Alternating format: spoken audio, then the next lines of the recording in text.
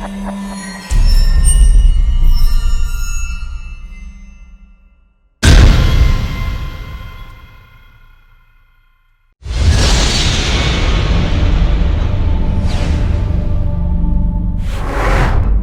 everybody, welcome to the second episode of Industry News. I'm your host, Mandus alongside my co-host, Stanimal. You didn't try to do my name. I'm not attempting that, Stan. You got it out of me for the first episode, and that's all it'll be. You know, Stan, we got the ability to cover the entire Olympia. We were there for the entire week.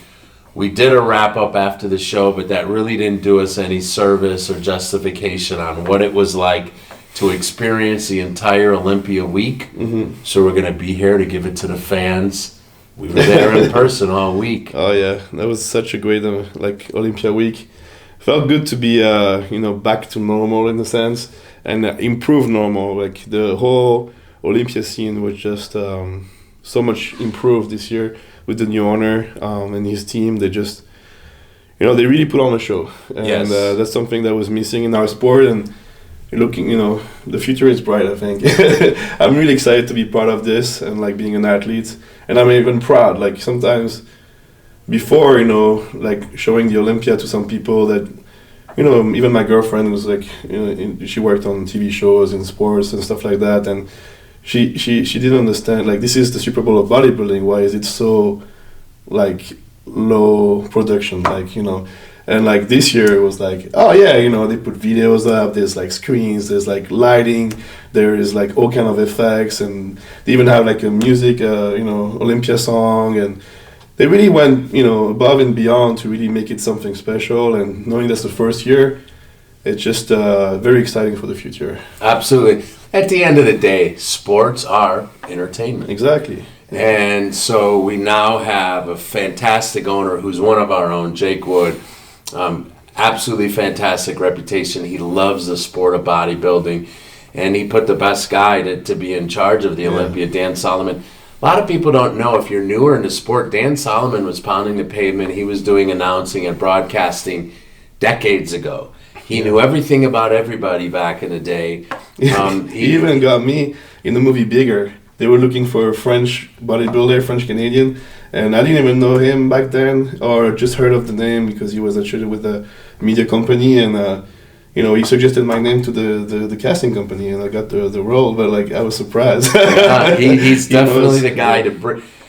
Dan Solomon brings people together, and he has that innate ability to get people to work together. So you had Tamer Elgargni and Tarek Elgargni and his wife Heather, who ran a lot of the media for the Olympia from the West Coast. And then you had Tim Gardner, who's been around for a long time down in Florida. They're probably two of the biggest, most popular, and run the best shows, regular shows throughout the year.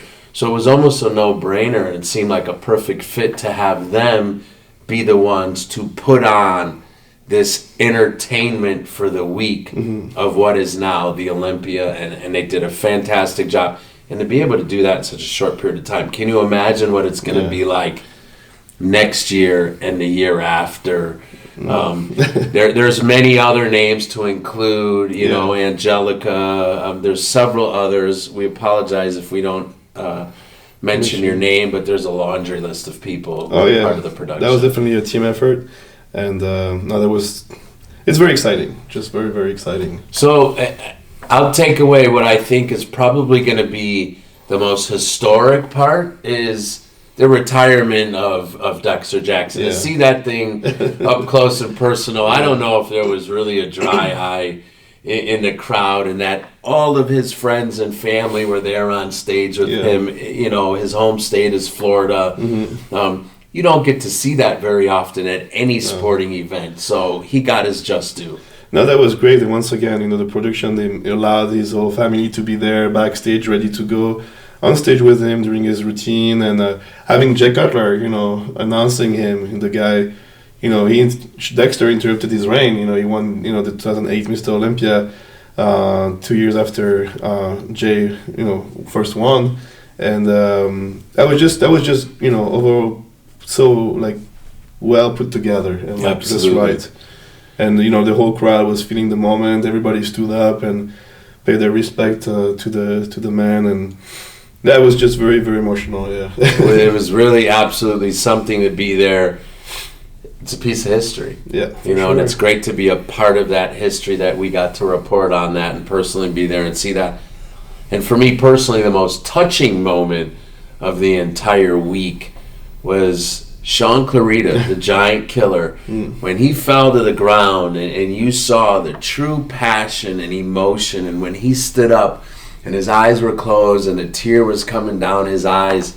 Wow. Yeah. You could feel, it was as if you could feel decades of training and sacrifice coming from this small giant killer who now made a dream come true. And yeah, definitely not a dry eye in the crowd when that moment occurred either. No, for sure. Like, just, you know, you everybody's got doubters, and him being so short, a lot of people wrote him off since the beginning, and he just, you know, believed in himself, put, you know, his foot down, worked day after day, and you know, last year he was third, and they just jumped to the first place this year, looking just incredible. And we mentioned it before the show, like we didn't see much of him, and that was definitely, you know, I thought that was going to be a good sign, because he's somebody that just, you know, he rather shows than talk. So the less he's showing, the more he's actually working. You know, the less he's showing, I mean, the more he's actually working toward showing, and on stage, and that's what he did, and he just shocked everybody. After prejudging, everybody was just talking about him. Right. He just stood out, and you couldn't take your eyes off of him. It's just incredible. And now the footage we can see after, just him in the gym a couple of days before, even pumping up backstage, just looked crazy. Unbelievable. Yeah. Well, so obviously we're starting with the 212 division, as you can see. Well, you know, it was very interesting because there wasn't a lot of talk about Shawn Clarida winning it this year. We all know the conversation was on the favorite, not only the favorite by the quote-unquote experts, but the fans and everybody involved assumed that after a disappointing finish last year, that Derek Lunsford would be the heir apparent to the title. And not only did Derek not win, but at one point, he was as low as 8th or 9th at prejudging. And Derek Lunsford, having the championship mindset that he does, and the fact that he doesn't quit, he posed and worked his way all the way back up into the top 4. So for those of you who weren't there, those of you who maybe didn't see it, he was as low as 8th or 9th in the second call out. He was all the way out to the end. And as he posed, he got better and better and better, to where when they brought back out the final 4, at the last time that they were posing, Derek Lunsford worked his way all the way back up into that top upper echelon. And that speaks volumes of who he is, because most guys, when they realized that they were falling way out of what their dream and their goal was, would have given up. He absolutely did not. So that shows us who he really is. But he's still far away from being the champ, isn't he? Yeah. We had also him, you know, winning in our prediction. We Absolutely. thought, you know, he would, you know, make the adjustment from last year and bring the conditioning, and it'd be interesting to have him on the scope and just talk, you know, with him about what happened and what he thinks he needs to correct moving forward, because he still definitely has the potential. Absolutely. But he I think he really tried to come in really lean, and he might have pushed the conditioning too far. He lost some muscle some places, and then maybe trying to fill up and spilled over a little bit. I'm not quite sure what happened, but something went wrong, and it's not the standard of the man that he can be. And Big Ramy also was announced as the champion years ago. Oh, sorry, but I'm just trying to draw a parallel there. It's just Big Ramy, when he first came to, in the scene, he was announced to be like the next Mr. Olympia. It was huge. And he had a few years of disappointment, not quite nailing it, maybe the pressure, maybe different things until he figured out the recipe. But I think with Derek right now, he's just going through this, he's still very young. Yes. He's just going through this, times of figuring out, really the winning recipe, how to really bring his conditioning, his size, his fullness to the stage. Once he figures it out, he can definitely, claim that title, or at least fight for it. Absolutely. You were a big supporter of Kamal coming in. Kamal looked incredible. I mean, if it wasn't for this extraordinary physique that Shawn Clarida brought, Kamal easily wins his second title, and he's pushing 50 years old, isn't he? Yeah, he's 49 or 50 years old, yeah. It's just unbelievable. Crazy. Yeah, I think I mentioned it, but he turned pro at 47, I believe. Yeah, at the Arnold a few years that was his ago first was his show. first pro show, and he won. Then he went to the Olympia, and I don't know if everybody knows that, but since he worked with Chris Aceto, like myself, he tore his Achilles in the room a couple of days out. He was posing, went in the side tricep or side chest, put his foot down, and pop! And so his whole ankle was like swollen up. He still went on stage, didn't mention anything, got third, second pro show. Third show next year was the Olympia, won it. And this year he improved even more. He looked really great. I mean, he really battled. Like, he fought for it. He was on point. Shawn was just crazy improved, and just so much, like, so hard to miss because he was just taking the whole stage. But Kamal didn't got knocked out. Like, he didn't fight. He really brought it to the stage. Absolutely. It was a hard battle. Shawn just made so much improvements that it was hard to beat. And then you had George Peterson. How do you transition divisions? Yeah. And within 1 year go from third in one division to third in another division is absolutely unheard of. Yeah. It speaks volumes of his work ethic and dedication. And they have a fantastic dynamic duel out there on the East Coast with George and Justin Miller. Those guys work so well hand in hand together, which probably goes a long way in allowing someone to transition and do so well because they know each other so well. Yeah, they know each other so well, and George's been like really working hard to try to make weight in classic, and now just letting him go. His body just absorbing everything and just growing easily. It seems like, at least, and transitioning perfectly into that 212 division. And he said he brought more muscle to the stage and more conditioning. He did at the Olympia. He was really good. It was a very strong third place he did there, and it's just a very exciting division again. 212 was fun to watch. It was a lot of entertaining athletes, and it was competitive. Absolutely. We'll have to see what they do with the Arnold now, because the 212 has been gone from the Arnold for a few years. Yeah. And we knew that the 212 was really starting to die out. You had the end of Flex's reign. You had several other 212 competitors who had been in the top for a long time that were all retiring. Right. And now you have, a fresh new crop of guys, an old veteran who's new, and several guys who switched over from classic to 212. Yeah. So talk about an exciting division for years to come. Who knows what's going to happen next year? I want to see Keon. Keon is going to be in that mix. Derek Lunsford, Shawn, Kamal. George, George, it is going to be a dogfight at the top. Yeah. And entertaining as any division can be now. But what was fun too is, like, a lot of time we talked before the show, and we go based on the physique, and we just assume everybody's going to come in shape, and a lot of times some people miss the mark. But like this year, it seems like everybody nailed it or very close to, really brought their best package to the stage. The conditioning was great. And so it was really competitive on that side, Absolutely. So that was I think that's one of the things that made that weekend so great as far as the competition went, is just a lot of people were on the A game. Yeah, absolutely. Classic physique. No surprise here. Well, yeah, there was one surprise. There was one big surprise, but it wasn't the winner. No, the winner was not surprised. There was no, and talk about, is he the most improved winner out of every division? When you compare his front and back shots compared to last year, probably Chris Bumstead made unbelievable strides to the weakest areas that he needed to, which were his back and his arms, and both of those were up significantly from last year. No, he looked amazing, and he probably he's the most improved. Shawn Clarida definitely improved a lot too. But when he walked on stage by himself, you already know he won. Right. Especially, he starts posing from the front, prejudging, and you're like, wow, he really improved this year. And then he turned around and, hit the back double bicep. It was like game over. He really, his conditioning was on the next level, and just the muscularity he brought to the stage was just way beyond everything we've seen from him before. So far. Yeah, I with the physique he brought. I know it's a whole another year away, but I can't see anyone catching him in 1 year.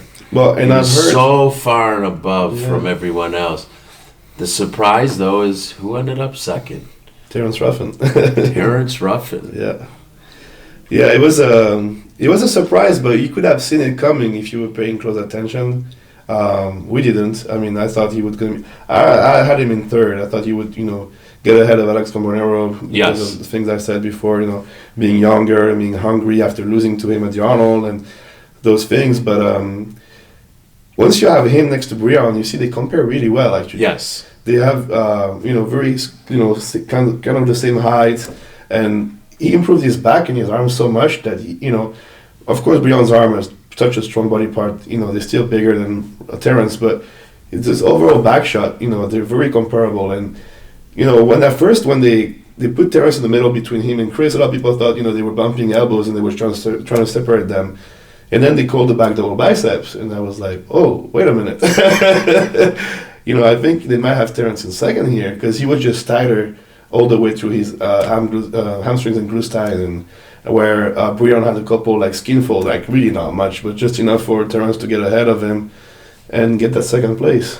I think this is a very classic case of, yes, it is bodybuilding. It is about size, balance, shape, conditioning, fullness, hardness, but it's also about the flow of your structure. And Terrence Ruffin is not the biggest guy by any means, but the way that his physique flows from one body part to the next, and then when you add in the way he presents it, he's the best poser in the entire league, hands down. The presentation of his package is spectacular. He really is showing you a piece of art.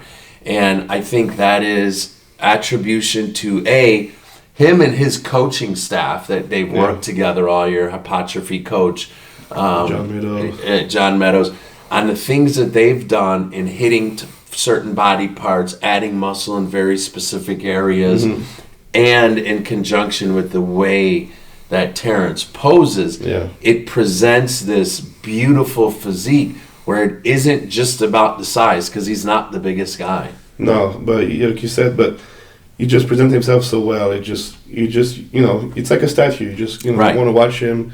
You want to see what he's going to do next. You want to see everything moving, how it flows, but that's something you have to say about the top three. I think both Chris Bumstead and Brian also have great presentation, and I thought Chris Bumstead really stepped up his presentation this year too. He looked way more confident this year too, probably because he knew the work he put in. He was also the reigning champ. All these things played a role, and when he walked on stage, you had that that confidence, the charisma. He was the champ. Yeah, absolutely. And as we talked, you've got some guys that are still on top there, like an Alex Cambonero, but is getting a little bit older. You could see he hit his poses immediately. He held his poses. So as they were running them through, the veteran presence enabled him to stay and hold those poses. But we don't see much difference in the physique. Is he a guy who's now holding on at the end? And as time goes by, will we see him start to slide up as some other young guys as he slides down, some other young guys start to slide up? This could be that year that we start to see some of that transition. Possibly. I mean, Brian is also older. Correct. And he got caught up with Terrence in this Olympia. But one guy that's younger that didn't show too much progress to me was Danny Yunan, who still got, I think, 6th place this year. He's always, 6th, 7th place the last few years, but he looked very similar to last year. I think he's got the potential to improve. I just didn't see much improvement this year. No. So yeah, that's a guy that's an integration point because he could easily move up also. Definitely got the potential, and he's got the age on his side. But he got other guys behind him. That's it's a tough fight. With Divine, with who was there, Ricky.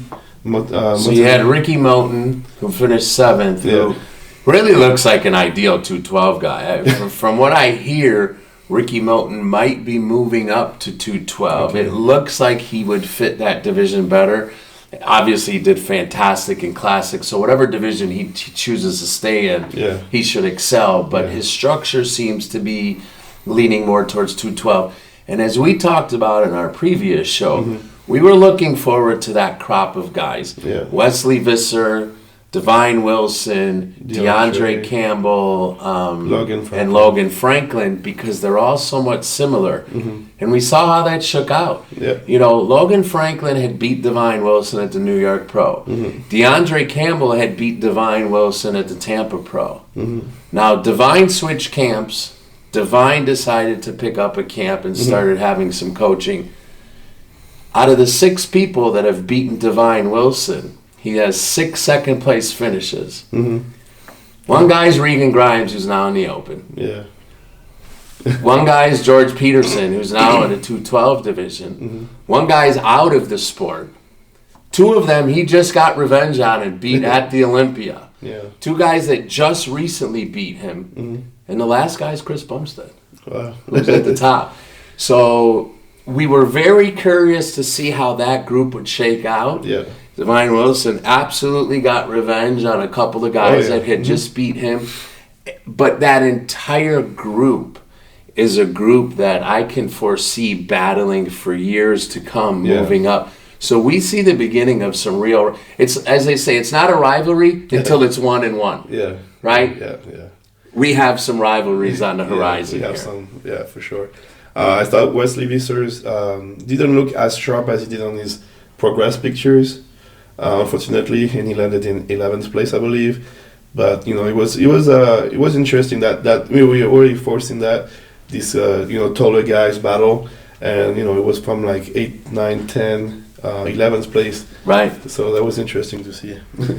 And then we had the other new guy, Jones, who slipped up into the top 5 there, who's got just a crazy, freaky physique.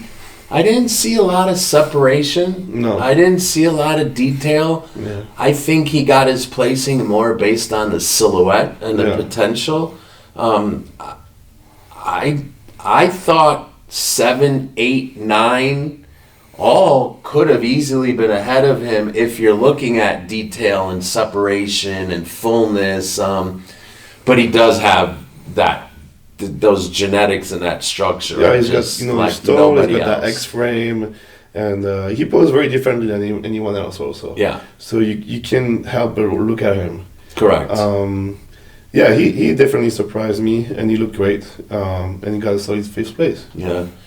So this division is going to really be one to watch as the years move forward, because, again, it's not only going to be interesting at the Arnold and at the Olympia, but this is sports. This is entertainment. Yeah. And every sport has rivalries. And it's healthy for the sport. It's healthy for those of us who entertain. And it's great for the athletes, because nothing pushes another athlete better than a rival that they're going up against. And that's one thing I really liked after the Olympia. We had those rivalry between Chris Bumstead and Brian Ansley leading up to the Olympia. They, of course they both want to win. But once the show settled down, they congratulated each other. Chris Bumstead even made a post, thanking, and mentioning that rivalry and how much it pushed him to be better. And, there was a couple of posts like this after the Olympia that I thought was really, really nice to see in our sport, that, the respect between the champions. And I think that's really what the champion is about. Class acts. Class acts, absolutely. We've actually had some examples of some not so classy moves in the last few years, where there's some people who last year lost their titles and left. They weren't part of pictures. They weren't part of thanking the new champions. They weren't part of any of the post-Olympia hoopla. Mm-hmm. And, that's something that people remember. Yeah. Because if you're going to be happy when you lose, you have to be just as good of a sport as when your competitor takes the title. So it was fantastic to see Brian and Chris thank each other, represent the league really well. Braden Curry made a post too. Absolutely. Even Terrence and Chris. I mean, it was just nice to see the whole dynamic in our sport and the respect between everybody. And I thought that was a good message, a good, Absolutely. good thing to see out there. Now we'll move to men's physique, where there doesn't seem to be as much camaraderie at the top. There is with some of the athletes, and then there's others that you don't seem to see it or hear it as much. But you had a new champ in a men's physique division. He was a 2018 champ, lost it in 2019, and back on top in 2020. That's the first one to do that in men's physique. There you have it, the first one. You saw something else that we haven't seen in quite a few years. Andre Ferguson was out of the top 5 for the first time, and we saw a new face. Yeah, I called it. Fifth that you called. Yeah. Andrew Lincoln, Andrew DeU. He was 5th place. I thought that was very well judged. Of course, Andre Ferguson missed his peak. I'm not sure what he did there, but he didn't look as sharp as he usually does. Right. And, they marked him down for that, and he got out of the top 5. Andre looks, very, he got a very athletic look, very like men's physique, like I think what ideal men's physique look should be, and he can even still grow more in this division. He looks actually on the smaller end in this division. Yes. And he's like I said in my prediction, he just got a really great back, and everybody in the men's physique division looks great from the front. But the main difference is the back shot, and he's got that great back shot. So that landed him in the top 5. And Jeremy Potvin, another big surprise. A few years ago, Jeremy Potvin was with Team Zero Gravity for years. Yeah. And finished as high as 3rd. Yeah.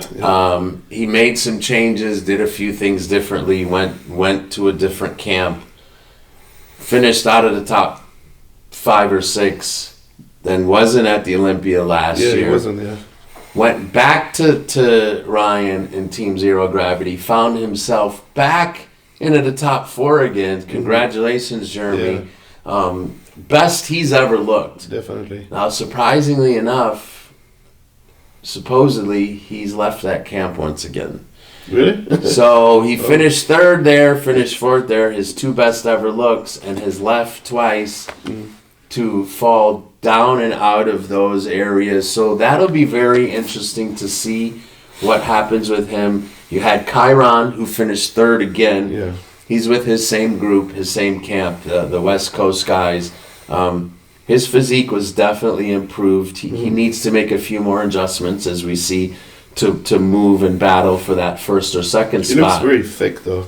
Like already for men's physique, I think he's got to be careful not to add much muscle in. I think more chiseling, really nailing his conditioning. Yeah. But he looks great. He looks really, 3rd place in the world. I think he's solidified himself now as sure. one of the elite men's physique pros. To finish 3rd 2 years in a row, that stamps you as that elite level. And we saw someone else who's been in the top 5 for years finally fall out. That was Ryan Terry, who we thought was coming on, bringing on a lot more muscle, a lot more size, and it just wasn't what we thought, and he slid. Well, yeah, I thought that at first he had more size, and then he was not going to bring the same conditioning.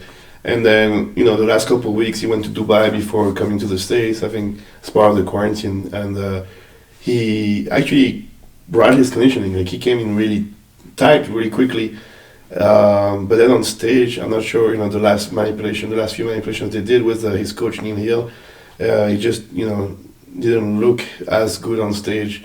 The size didn't really translate, and he wasn't as sharp as we've seen him. Yeah. But also maybe the division is just getting also tougher and tougher. Absolutely. And like I said, once again, those back shots are really, what makes a big difference in the division, and it's still Ryan Terry's weakness. It's his back. It's interesting because as we've talked about multiple divisions, we do see, years ago, it was unfathomable to think of an athlete being in their 40s, being able to fight for a title in any division.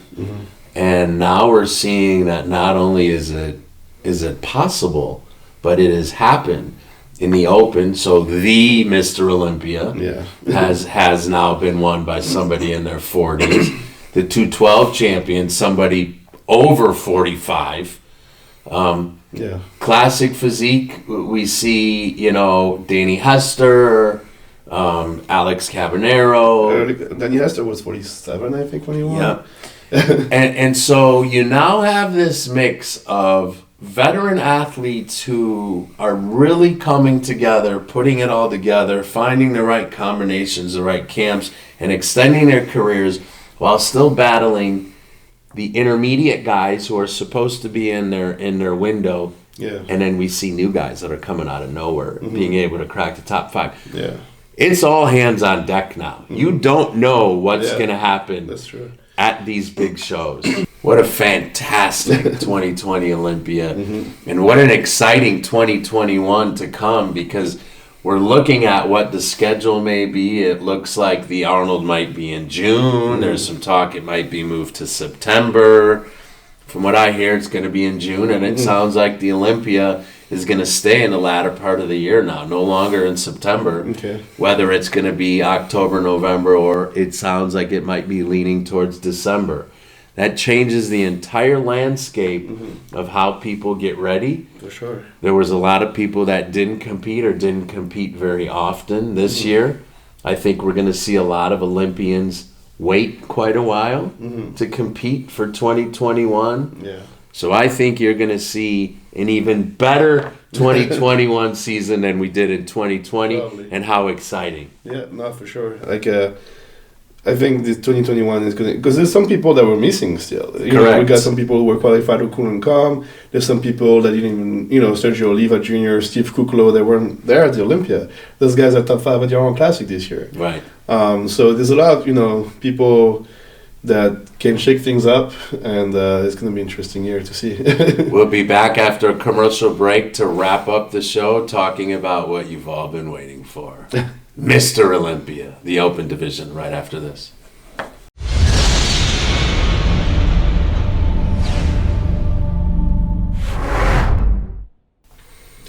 Hey, welcome back to our show, Industry News. We're here doing the wrap-up of the 2020 Mr. Olympia with Mandus Buckle. And now we're going to talk about the men's open division. That's what they all been waiting for. Yes. You know, coming into this, we had, for the first time, it was going to be multiple Mr. Olympias. You know, you had Dexter Jackson going to be in his last Mr. Olympia. You had Curry. You had the return of Phil Heath. You had the possible return of Sean Roden. It would have been the first time that you had that many Mr. Olympias in one. And Flex Lewis. Flex had an injury. Sean is still dealing with some external issues before he can get back on stage.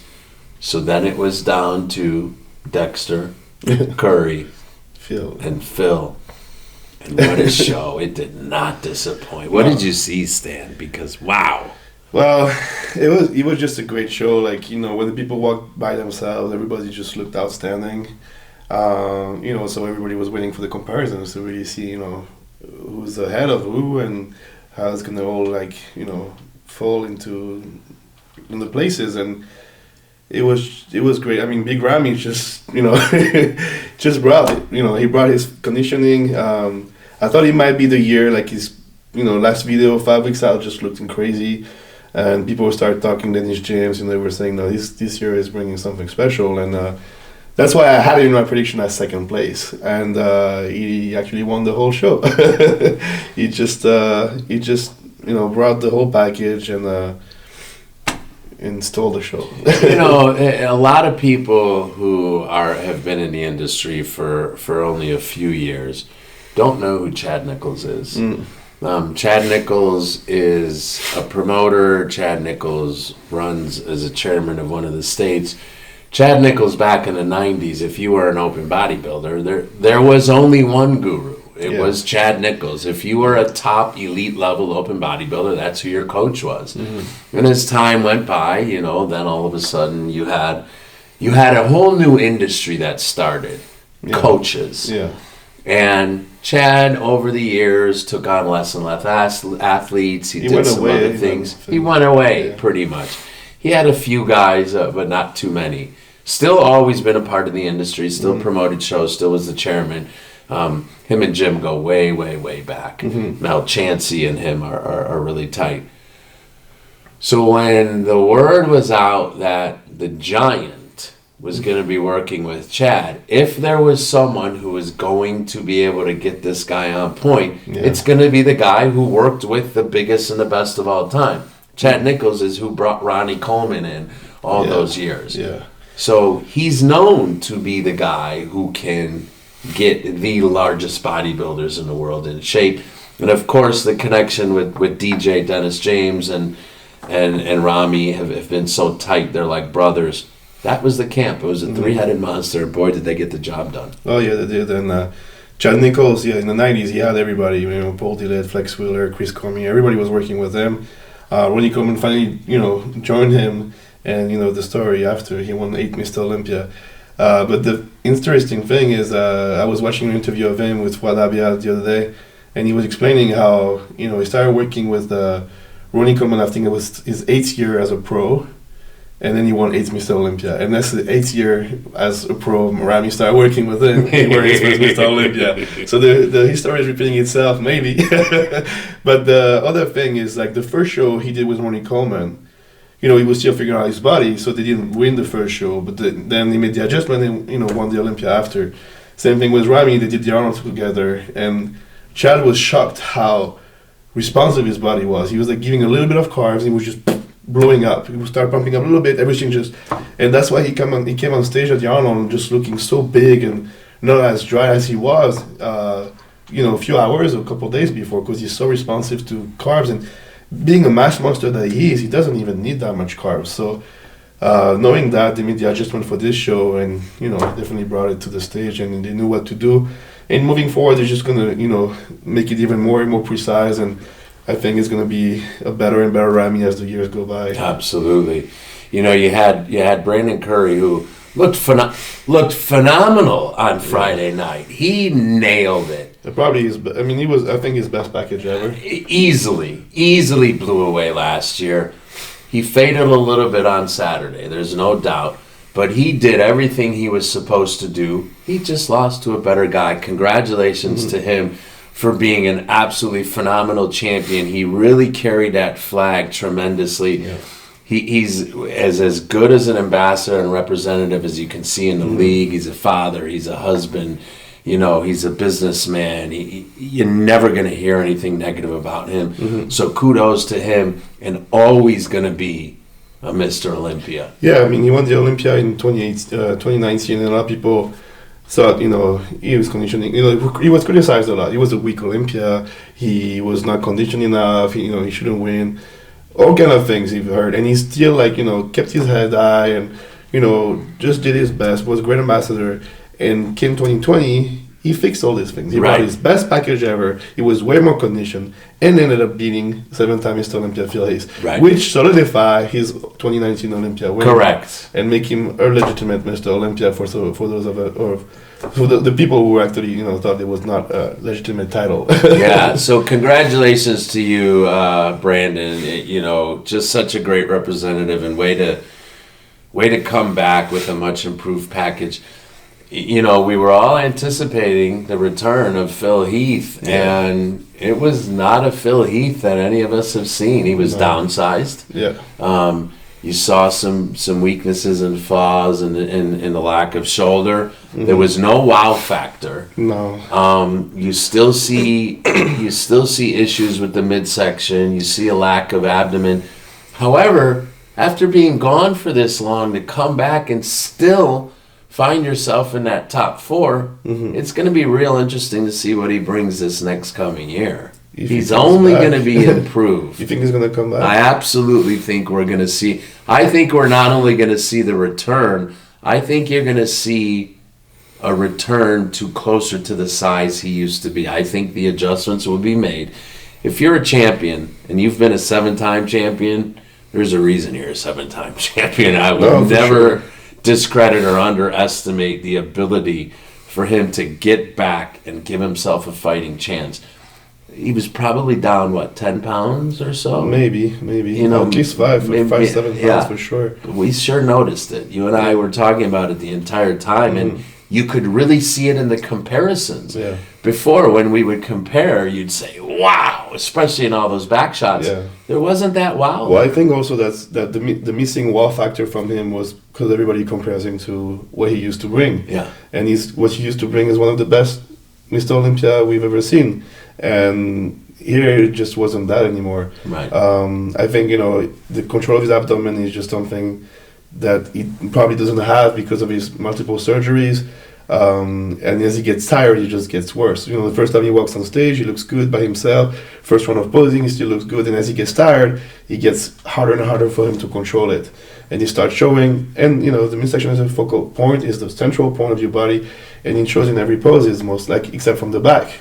So yeah, it really hurt him in a lot of poses. I don't know if he's gonna come back. I know he has got a lot of things on the side.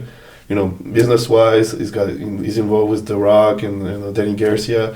Knowing that he got second in 18, now he's third place, and I don't think I'm not sure more size and being bigger is gonna help him here, especially next to Ramy, because we know he used to be. That's why we all had him winning the show. We thought he was gonna walk away with the win. But Ramy now is just better, and he's not as good. So now Ramy took the lead, and I'm not sure Phil can come back and win it again.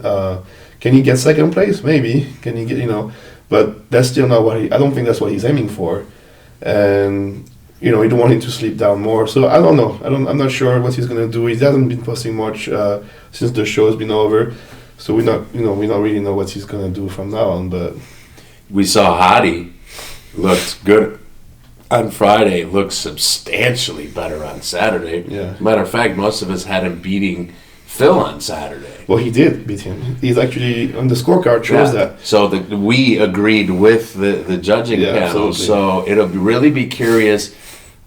Just as curious to see Hadi continue to move up will be when Flex Lewis comes back. Mm-hmm. Where does he fit into that whole mix? And then you have this whole crop of young guys that are coming up that finished, 7th, 8th, 9th, 10th. Ian Villar. We've got a crop of guys. It was great to see big Akim Williams finally get his just due. Well, talking about Hadi, realizing that he arrived in Orlando on Wednesday and how much improved he was on Saturday. Imagine if he came the day before and looked like he was on Saturday, on Friday, where the judges had him in second place on Saturday. So that's how he went from, he was fourth on Friday, second on Saturday, and then fourth by 1 point, I think, behind Phil Heath. So yeah, the argument can be done that he was ahead. He was ahead at finals. He was behind supposedly at prejudging, and that's how it checked up. That's how the placing ended up. But definitely, Hadi has his placing open, and he was height wise. I thought he was the same height or very close to Phil. He didn't look short, didn't look small to me. He was. I don't even know how he used to do 212. Well, it was interesting. You pointed out that the old structure of his, what we had seen, was a lot more of a blocky. Yeah. As he gets bigger and as he grows, he's added muscle to really pack on around, which is making him less blocky. He's making his midsection look smaller. He's looking rounder, more bubbly, more aesthetic.